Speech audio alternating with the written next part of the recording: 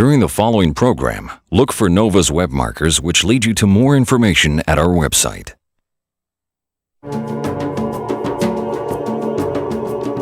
If we could travel backwards in time, it would be the ultimate thrill ride. That adventure is commonplace in Hollywood, where time machines are fueled by imagination rather than science. This is what makes... To find out, a scientist named Kip Thorne took physics to the limit. He was inspired by the science fiction story Contact and discovered a way, however unlikely, that time travel might someday be possible.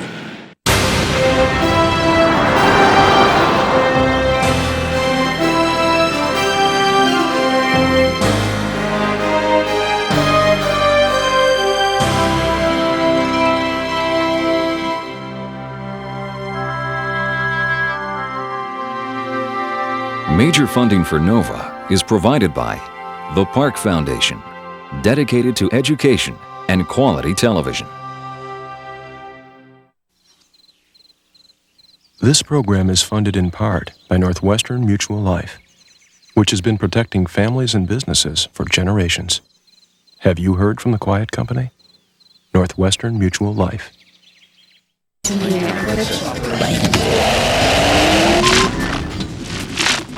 CNET, bringing the digital age into focus. CNET.com, the source for computers and technology. And by the Corporation for Public Broadcasting and viewers like you.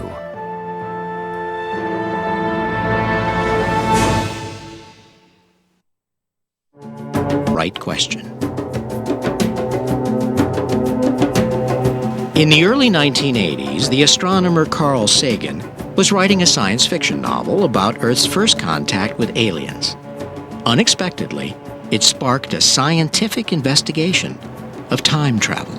In Contact, the heroine, Eleanor Arroway, was a radio astronomer engaged in the search for radio signals from extraterrestrial intelligence. Well, she received a signal.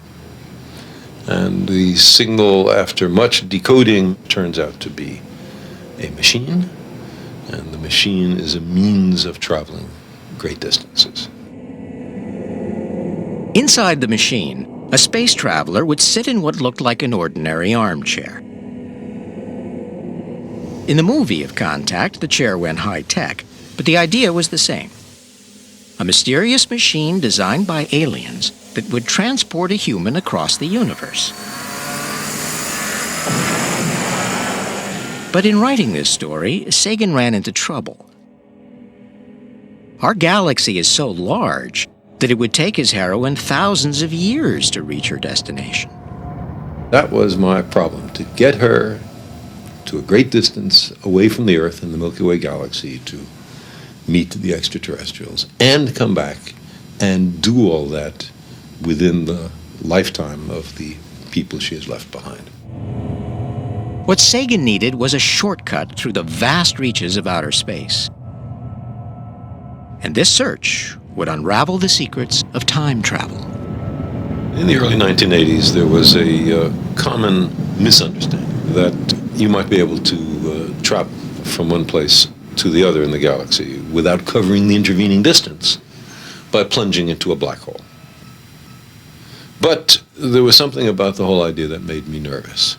And it was for that reason that I contacted Kip Thorne. Kip Thorne was an old friend and an expert on black holes. I was a little upset because he had the heroine in his novel traveling through a black hole, and I knew that you can't go into a black hole and come out somewhere else. The fundamental laws of physics forbid it. A black hole forms when a large star dies and collapses to a small, infinitely dense point with immense gravitational pull. This warps space so severely that everything nearby is sucked in and destroyed, making travel through a black hole impossible. If you go down through the horizon of a black hole, at the center you don't find a tunnel that leads you to some other place in the universe. What you find instead is a region where the material of which your body is made, the atoms get stretched and squeezed beyond recognition. And then space and time themselves get stretched and squeezed beyond recognition and destroyed. But if you've gone inside a black hole trying to travel through it, that doesn't matter. You're dead. There was no way you can get through. I got back a long letter from Kip with about 50 lines of closely reasoned equations, which was a level of detail in response to my phone call that I had not anticipated. Rather quickly, I recognized that what he probably should do is replace the black hole as a means for rapid interstellar travel with a wormhole. At that time, wormholes were not something that were part of science fiction. They became part of science fiction as a result of this interaction between Carl and me. Wormholes are like tunnels in the fabric of space and time, predicted by Einstein's equations. Thorne realized they might hold the answer to Sagan's dilemma. Our universe, it's three-dimensional, but we can pretend it's two-dimensional, so it's like this sheet of paper.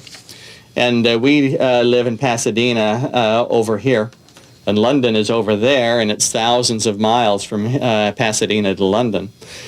This universe is curved up so that through hyperspace, the distance from Pasadena to London is only a few feet. And there is this pipe, this little wormhole, that will lead us from Pasadena to London across that very short distance. And it's like looking through a crystal ball. You see a distorted picture of what is going on at the other mouth of the wormhole, which may be in another galaxy, or it may be near the Star of Vega, or it may be in London. This shortcut was just what Sagan's heroine needed.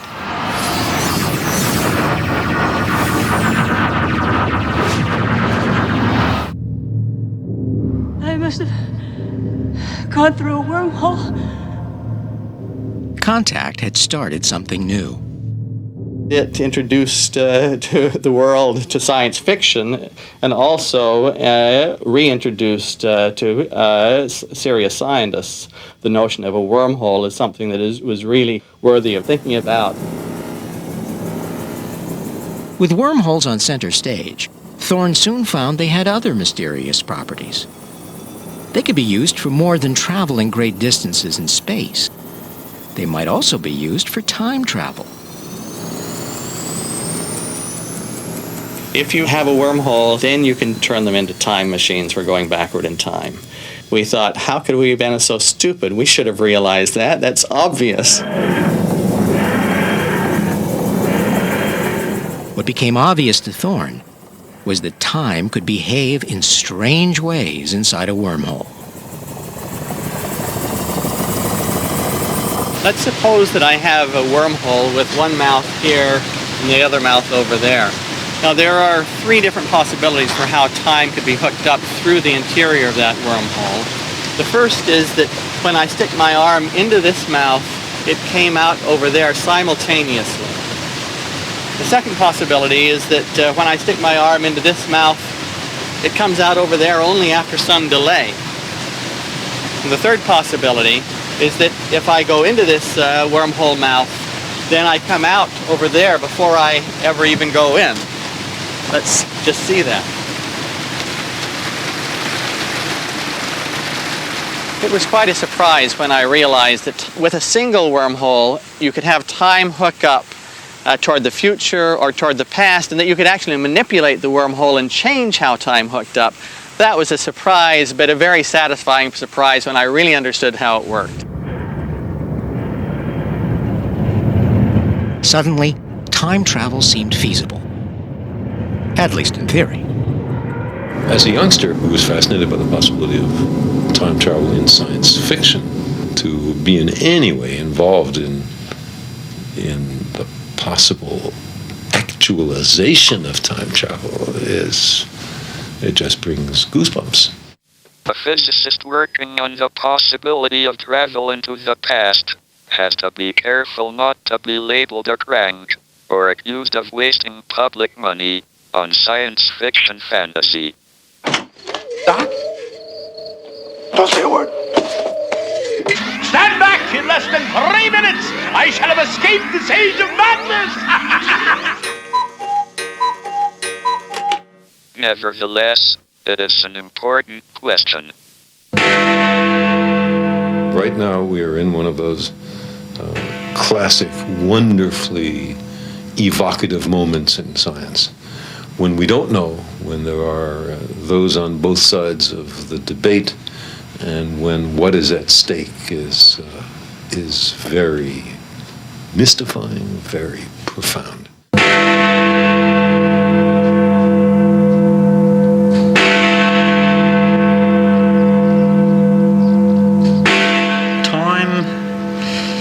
Is something which at a fundamental level we don't understand.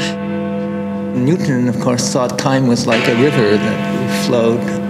Time is the thing out there that flows, and I go with the flow. Time is nature's way to keep everything from happening all at once. It is one of those concepts that is profoundly resistant to simple definition.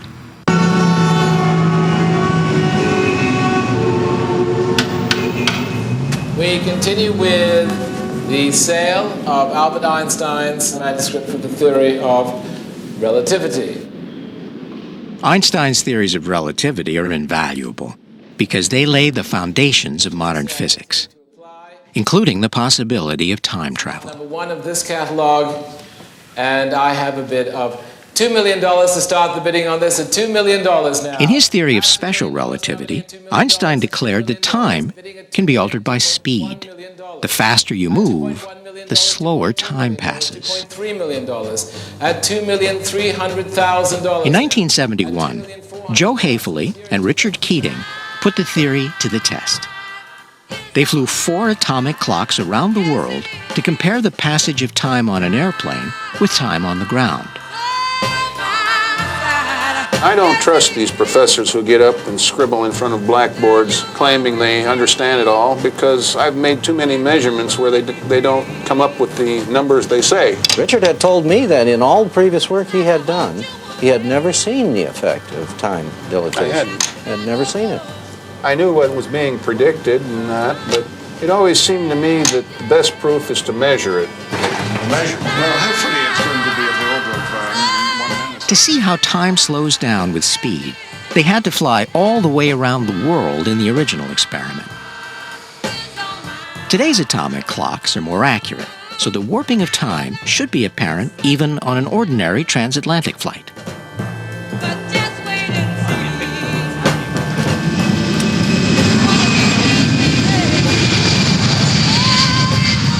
Champagne for you, sir?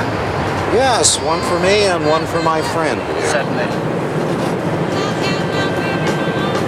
About 5 minutes past 4 local time, which is 5 minutes past 9 English time.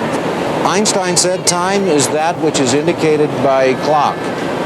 I think I know what a clock is, therefore I think I know what time is. Seem to be following an unbelievably constant track.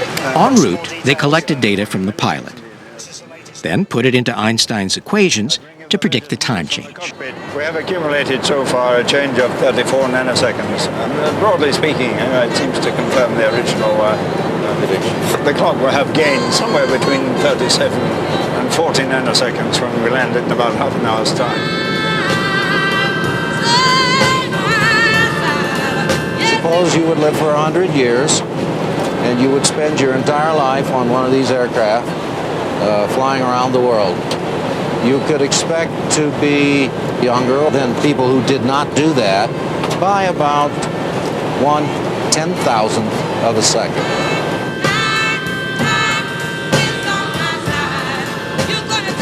The UTC, USNO Master. To measure exactly how much time changed relative to time on Earth, the clock on the airplane had been synchronized with the international standard at the start of the trip.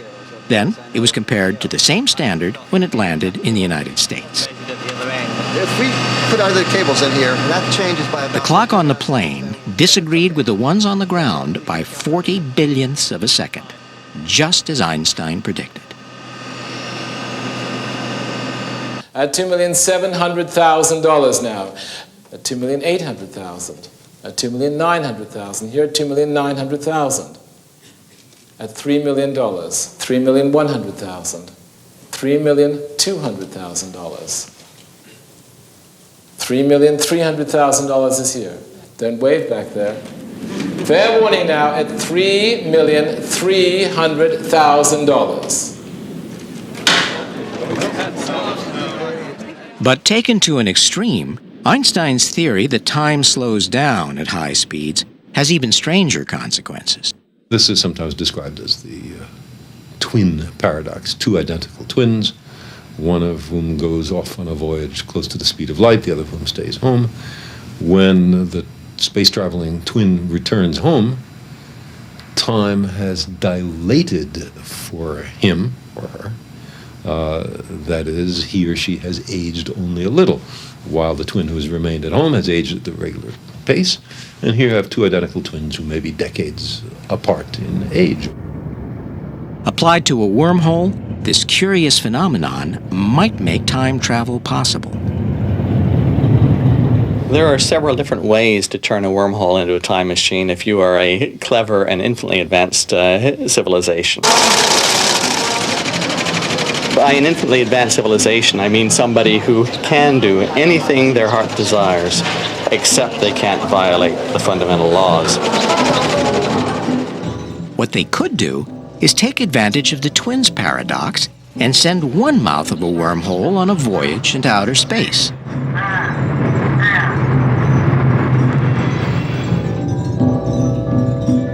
As the wormhole mouth approaches the speed of light, time slows down relative to the wormhole mouth that remains on Earth. At the end of its high-speed voyage, the traveling wormhole mouth returns to Earth, where it can be picked up by its owner.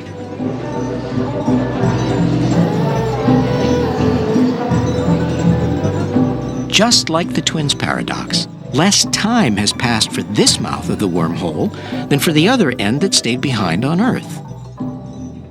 The wormhole is now a tunnel, with each mouth located in a different time. If I now go into this wormhole mouth today, I will come out of that mouth yesterday. So in theory, an advanced civilization might turn a wormhole into a time machine. But the practical details are something else again.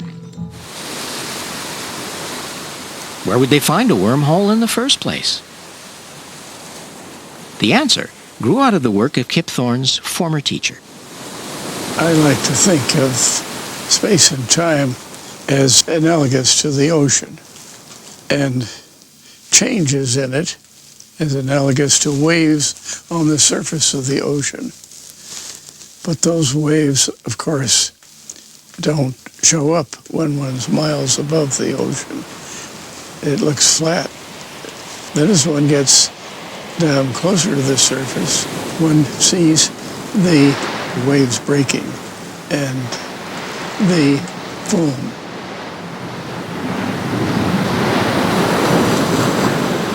I see no way to escape the conclusion that similar foam-like structure is developing in space and time.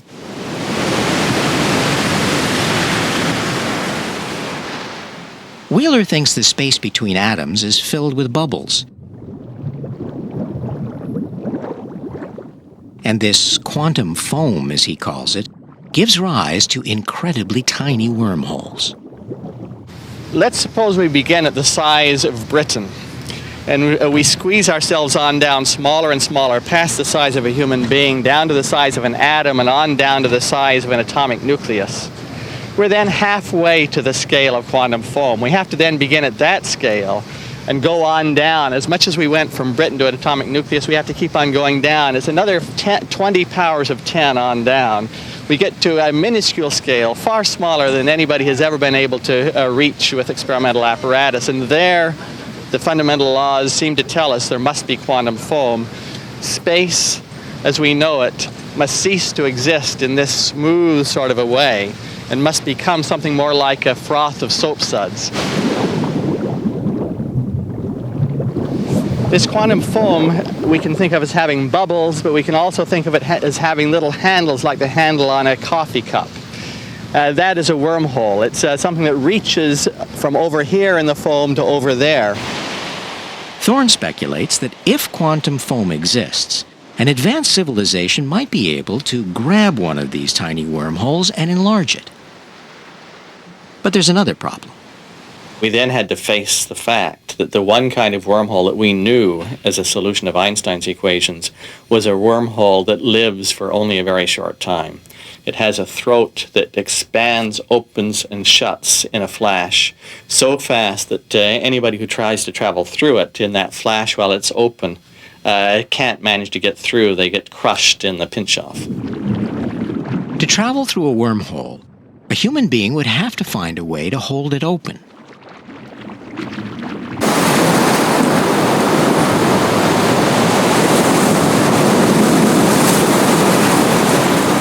So we then ask ourselves, what is it that you need to thread through the wormhole to hold it open long enough for somebody to travel through it? And Einstein's equations told us the answer. We just had to do a page or two of calculation. What you needed was something very exotic, some material that has negative energy. The bad news is that if you want a wormhole about 1 meter across, which is a really minimal requirement for something to put a human through, you need about -1 Jupiter's worth of this exotic matter. So the repellent force of a planet-sized amount of exotic matter would be required to hold a wormhole open. But it's not as far-fetched as it might sound. Scientists have found that tiny amounts of such negative energy can be made in the laboratory.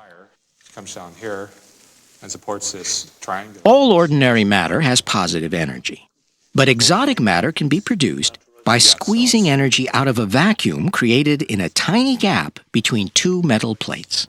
Now, when you bring two plates close together, photons of long wavelengths can't exist between the plates.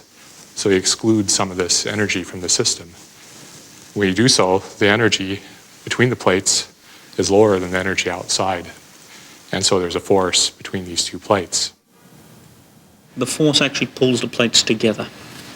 And that's critical because that tells you that the energy density between the plates has to be negative. And that is the key to it actually being exotic matter. We just did it for fun, and it's built with just junk we found around the lab here. But in fact, we can measure an extremely tiny force with it.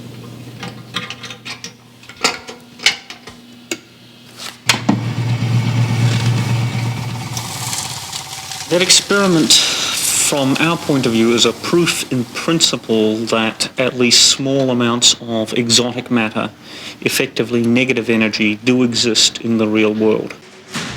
If enough negative energy could be collected, time tourists of the future might be able to hold a wormhole open long enough to make a safe journey into the past. Hoping that large amounts of negative energy might be possible, and speculating that wormholes could be extracted and enlarged from the quantum foam, Thorne took the plunge. He published his ideas about time travel in one of the most prestigious physics journals. My concern was the word time machine in the title, and my worry was that the popular press would see this paper and would start to ballyhoo it in a manner that caused our serious scientific colleagues to pay no attention to it as being crackpot stuff. Very quickly, the rest of the press grabbed hold of it. Here we are, we've invented time travel. There are other stories that basically had us building time machines in our own basements. And I rather quickly pulled back and told the Caltech Public Relations Office, I do not give interviews on this subject. I told my research group's administrative assistant, I do not return telephone calls from the press on this subject. I will talk about anything else but not time travel.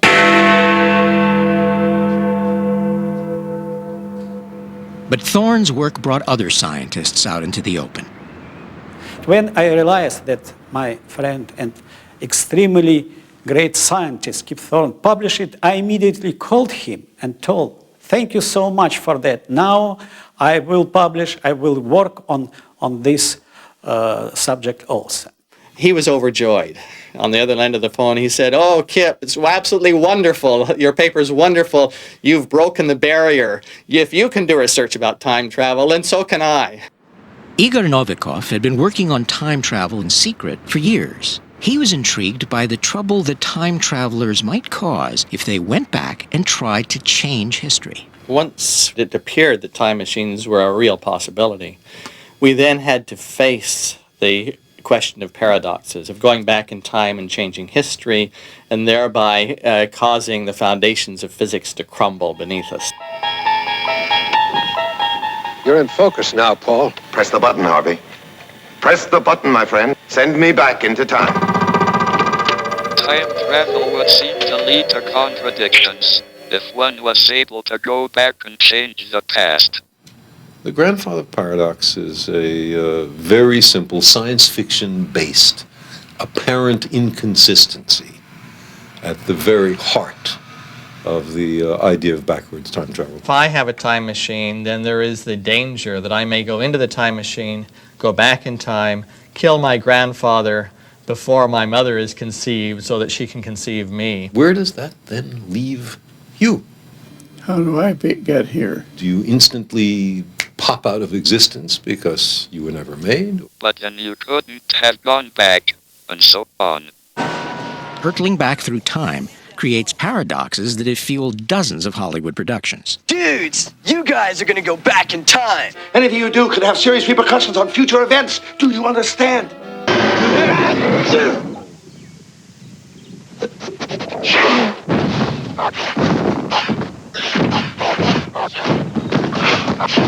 This is gonna cost me. A serious consideration of backwards time travel must confront these paradoxes. Billiard balls provided us a way to study paradoxes with time travel without getting into the nasty business of free will of human beings. Billiard balls behave in predictable ways according to the laws of physics. Cause always precedes effect. But what happens if time travel is possible? If I have a time machine, the story is quite different. Imagine the pockets of this billiard table are the mouths of a wormhole time machine. In this case, I have only one billiard ball, and I send that billiard ball into this mouth of the wormhole, and it will then come out of that mouth before it entered this mouth, hit itself and prevent itself from going into the first mouth. Voila, a paradox. It's the billiard ball version of going back in time and changing history. Of course, this problem was discussed a lot in literature, in movies, in science fictions. But I'm talking not about fantasies, but real science. Having developed simple versions of the paradox, we then set about trying to figure out how to solve these. How will the laws of physics behave if time machines are permitted? In searching for a resolution of the paradox, we were led by a principle introduced by Igor Novikov, which said that nature will only allow those behaviors that are absolutely self-consistent. In order to be self-consistent, a ball emerging in the past must knock itself into the time machine so it can come out again along a trajectory that will knock itself back into the pocket. Novikov wrote mathematical equations for the possible outcomes of a ball hitting itself and found that a self-consistent solution always exists. This implied that nature would not allow a paradox to arise. This is the main principle. All these events must be in self-consistency with each other. It's so simple, so obvious, but more of that. We gave the strict mathematical proof that this principle is the consequence of the basic ideas of the physics. By the same token, Novikov's findings implied that the laws of physics would prevent a time traveler from rewriting history.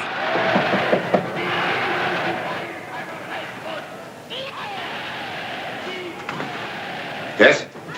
I'm here to prepare your room, mein Herr. What has happened has happened. It cannot be changed. It cannot be repeated twice in different ways. Human beings aren't billiard balls, and we might like to believe in free will. So a sufficiently stubborn human would seem to be able to get around any sort of consistency condition by just demanding that he does something different.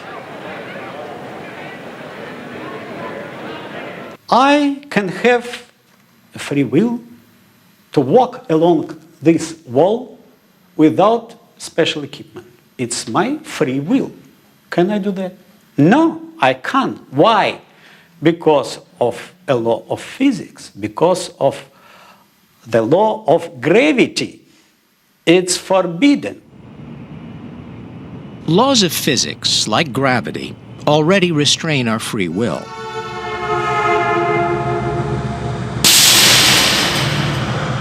Novikov thinks these same laws would restrain the free will of a time traveler bent on changing the past.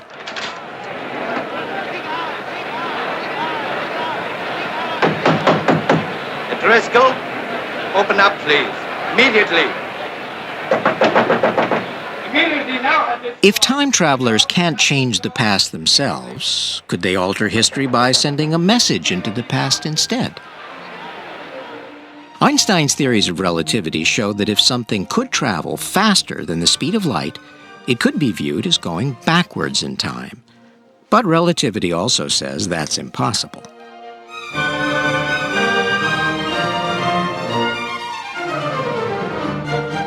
Yet this man may have taken a step in that direction because he claims to have sent information faster than light. This signal is split into, by an electronic mirror here, into two parts. So we can compare the signal. One is moving through the air and the other one is moving through the barrier. In this experiment, Gunter Nimms splits a microwave signal in two. Half goes through the air, traveling at the speed of light, and half is fired into a barrier to block the signal. But that's not what happens. This is an oscilloscope where you see the signal, and then we can see which one is faster. The two humps on the screen are not in the same place because the microwaves that went through the barrier got to the detector first, apparently exceeding the speed of light. Only a very small part comes to the other side. But it comes, and this part comes at a velocity which is much faster than the velocity of light. So how could the microwaves go faster than light? And what was the role of the barrier? Nimms chalks it up to a strange phenomenon called quantum tunneling. At the subatomic or quantum level, the world is ruled by probability and chance, and the seemingly impossible occurs all the time. For example, when a stream of particles like photons meets a barrier, most bounce off. But a few of them materialize on the far side of the barrier and continue on their way. Nimms detected the particles that appeared and measured how fast they got there. I'm amused about this. We did this for fun. And when we figured out that it's faster than the velocity of light, we did not think about its importance. Another expert in quantum tunneling is Raymond Chow. He agrees with at least part of what Nimms has found. In our experiments, we have measured that a single photon can tunnel across a tunnel barrier at 1.7 times the speed of light. What bothers Chow is not that random photons seem to go beyond the speed of light,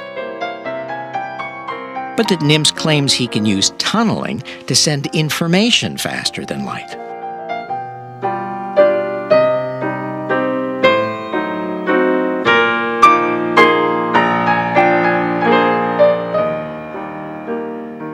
have a genuine signal, you really have to control the signal. But in quantum mechanical tunneling, it's a completely random process. Fundamentally, we cannot send information with this tunneling particle.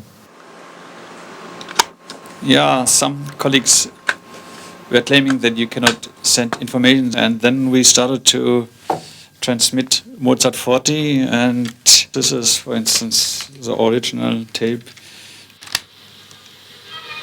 That's what we sent at a speed of 4.7 times the velocity of light and a distance of about 14 centimeter. Whether you can recognize Mozart 40 or not.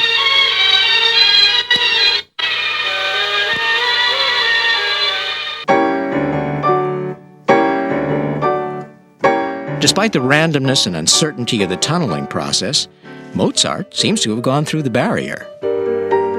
The essential question is, what is a signal, or what constitutes information? Has he really sent a signal in the sense of information faster than the speed of light? This is where Professor Nimst and I part company, because we don't really have a rigorous definition of what is information at the quantum level.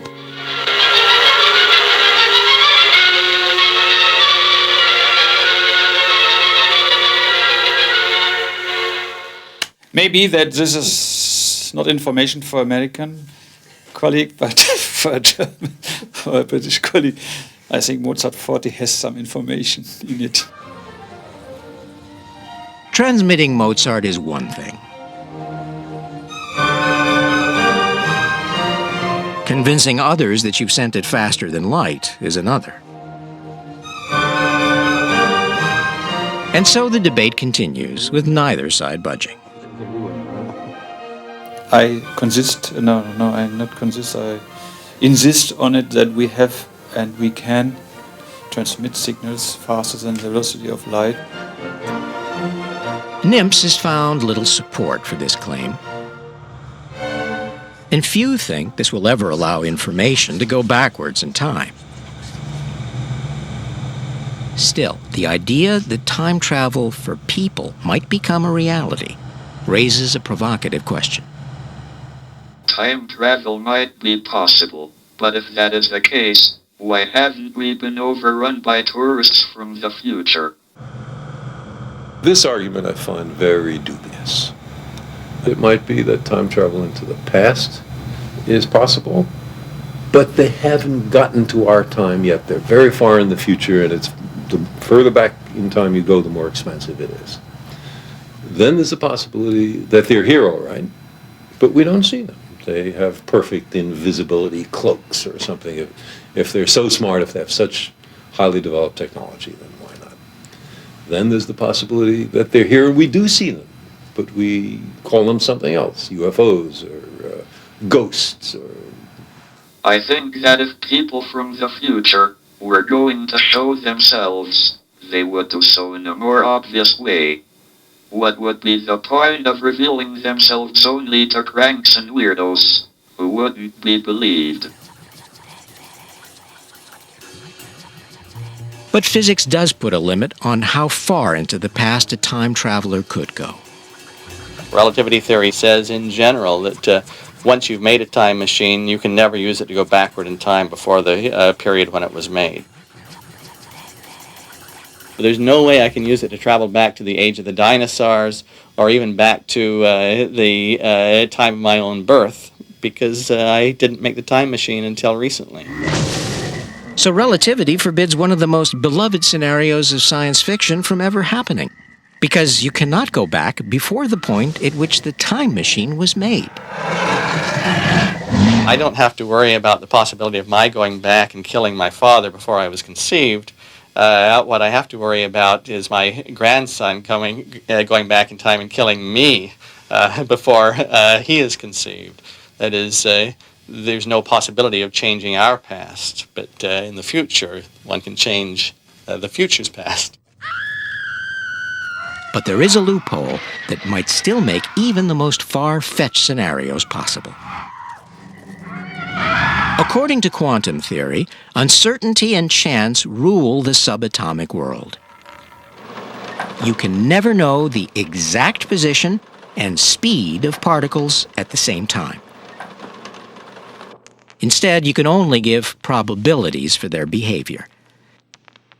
In a huge extrapolation, some people think that all these probabilities are occurring simultaneously. Anything that might happen actually is happening. Quantum mechanics is a theory of many parallel universes. Some of them are alike, and some of them are very unlike. There are nearby universes that differ from this one only in the position of one photon or one electron. There are other more distant universes where we're not filming here at all, and there are others where I was never even born.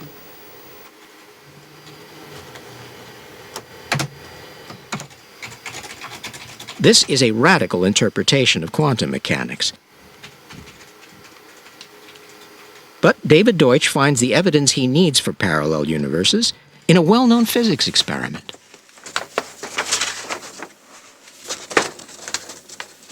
I first saw this experiment demonstrated when I was an undergraduate. In fact, it's a very old experiment. It was first done in 1909. This is our light source for the experiment. So the light is being steered by these mirrors onto the slits here. And there's 2 slits in this slide, and that produces the Young-Slits interference pattern, which we see on the camera. The interference pattern is the set of faint vertical stripes at the center of the red spot. These only appear when 2 slits are open. 1 slit, 2 slits. 1 slit, 2 slits. With 2 slits open, the single beam of light is split into 2 beams which overlap like ripples on a pond. In some places, the ripples reinforce each other, while in others they cancel each other out, creating the pattern of stripes on the screen. But what happens if the intensity of the beam is reduced by a filter so that only 1 photon at a time can reach the slits? Now, you can't see the beam at the moment, but if I introduce some liquid nitrogen, we should be able to pick that up.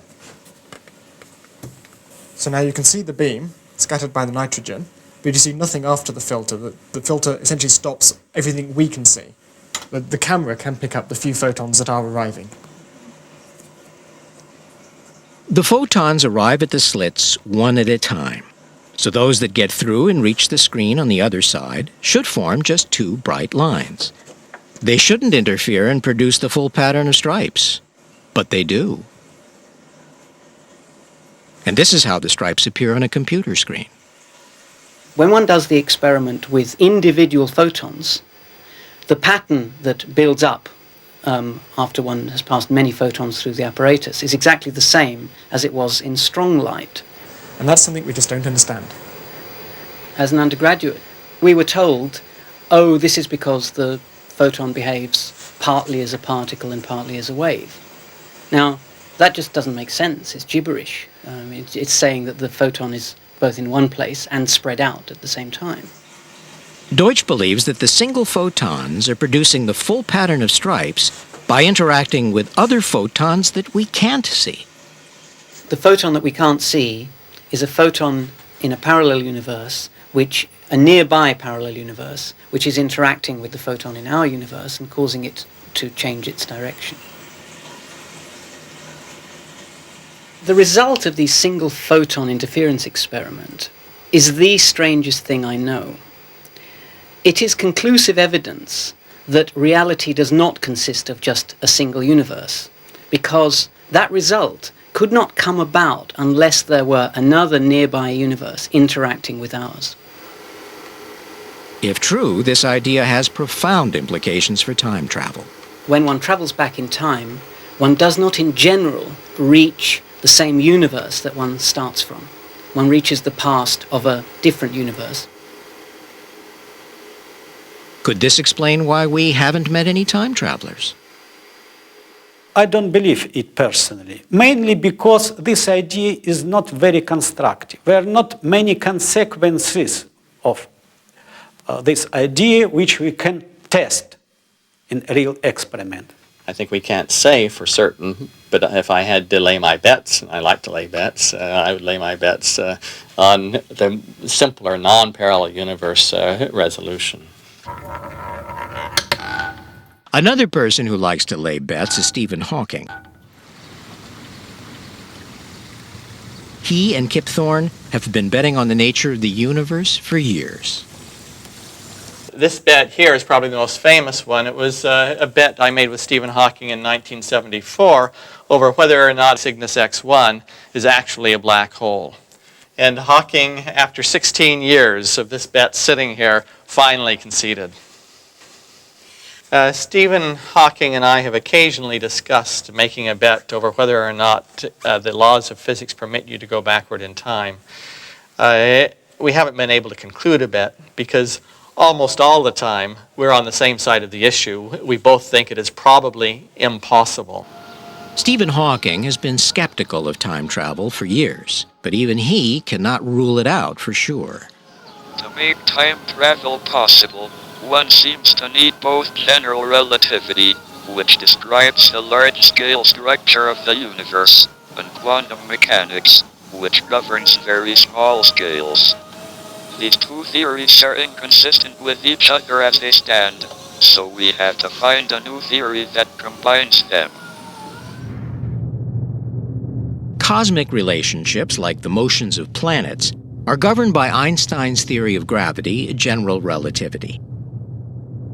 But these laws do not work on the subatomic level, just as the laws of quantum mechanics do not work on the larger scale. So physicists are searching for a way to unite the two in a single theory called quantum gravity. This is the holy grail of modern physics, a unified description of the nature of space and time on all scales. So I would like to discuss the Big Bang. Scientists are still in the process of crafting this theory, and whether quantum gravity will permit time travel through a wormhole is unclear. Yet they can't resist speculating. When you try to make a time machine out of a wormhole. Having discovered that it is possible, according to general relativity, to take a wormhole with two mouths and turn it into a time machine, my students and I then searched for some way, some mechanism to prevent this from really happening in the real universe. Because we thought it was ludicrous. You shouldn't be able to do that. And we actually found a mechanism that, in fact, we were able to show always intervenes whenever you try to make a time machine. Suppose that I have two wormhole mouths that I'm going to turn into a time machine. Of course, I do it by taking that mouth and sending it off at high speed out into space. It turns around and it comes back, and just as it's on its way back, it suddenly becomes a time machine, and one can travel through it and get back before one started. Right as it's coming back and settling in, just before the moment when it can become a time machine, suddenly, according to calculations we've done, it explodes. Poof. No more wormholes, no more time machine. The question is why? What made that happen? What seems to happen is that particles can keep coming round again to the same event in spacetime. This makes the energy density very large, which warps spacetime so that travel into the past is no longer possible. Birth of the universe. It seems that energy might pile up inside the wormhole until it self-destructs. You get, in fact... But when Thorne applied what is known of quantum gravity, the picture changed again. It appeared to us that just as that mechanism was about to, in fact, make your time machine explode at the moment you're trying to activate it, right at that moment, our calculations would fail because the new laws of physics, the new laws of quantum gravity would take over, and the techniques we had of computing what happens would no longer be any good. So perhaps quantum gravity might allow the time machine to exist after all. Thorne decided to see what Hawking made of this. He got rather disturbed, because Stephen is a defender of the establishment. And he really believed that this really would be the mechanism to prevent you ever from making a time machine, and said they've not correctly read the tea leaves of what quantum gravity is going to do. Ultimately, after going back and forth with Stephen several times, we converged to an agreement that he was probably right, we were wrong, the explosion probably will destroy the time machine. But we can't be absolutely sure. We won't know absolutely for sure until we have the full laws of quantum gravity in our hands and we can explore just what they say about the endpoint of the explosion. In the meantime, Hawking remains skeptical of time travel, a belief he puts forward in what he calls the chronology protection conjecture. The chronology protection conjecture would make the world safe for historians. The most likely mechanism that would enforce Hawking's conjecture is the explosion of the wormhole. But this is just a conjecture. It's a kind of informed guess, which may be mistaken. That's what a conjecture is. And the word conjecture in mathematics is often used as a challenge to future generations to try to prove or disprove. It's not a principle, it's not a theorem, it's a conjecture because we do not yet know for certain that there is a mechanism in nature that will always enforce it. Well, if you ask me, do time travels really be possible in the future? I must give the positive reply. You see, it will be possible. I do not see a way to make time travel possible. However, if I heard that somebody else, some other country, was doing this, I think I might plunge into the game. I myself believe that there will one day be time travel, because when we find that something isn't forbidden by the overarching laws of physics, we usually eventually find a technological way of doing it. I believe we will know in 10 to 15 years when we have the full laws of quantum gravity in our hands. My best guess, and I would be willing to lay a fairly heavy odds on this on a bet with Hawking, but he won't take the other side. My best guess is that when we have those full laws in our hands, they will say, no, you cannot make a time machine and go backward in time ever.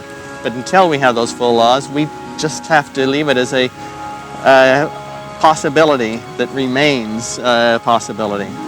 I wouldn't take a bet against the existence of time machines. My opponent might have seen the future and knows the answer.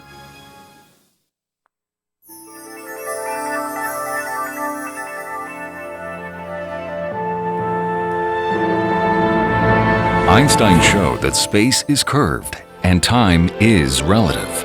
On NOVA's website, do a simple thought experiment and learn to think like the century's greatest scientist. Next time on NOVA, the case that inspired The Fugitive. Did Dr. Sam Shepard murder his wife? He was an easy target. New evidence on the killer's trail.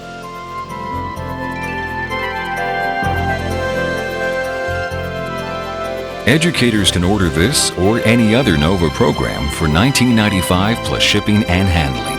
Call WGBH Boston Video at 1-800-255-9424.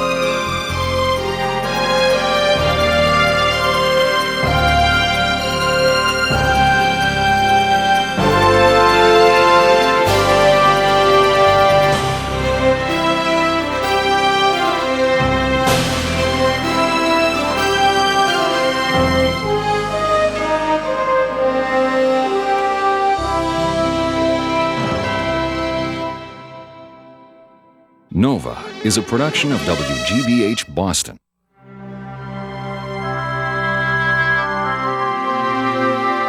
Major funding for NOVA is provided by the Park Foundation, dedicated to education and quality television.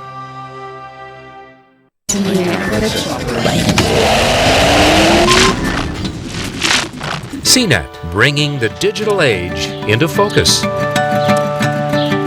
CNET.com, the source for computers and technology.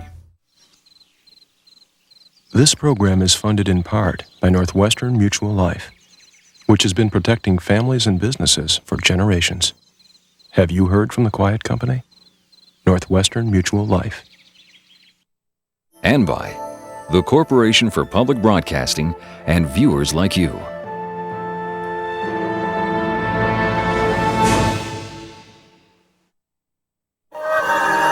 This is PBS.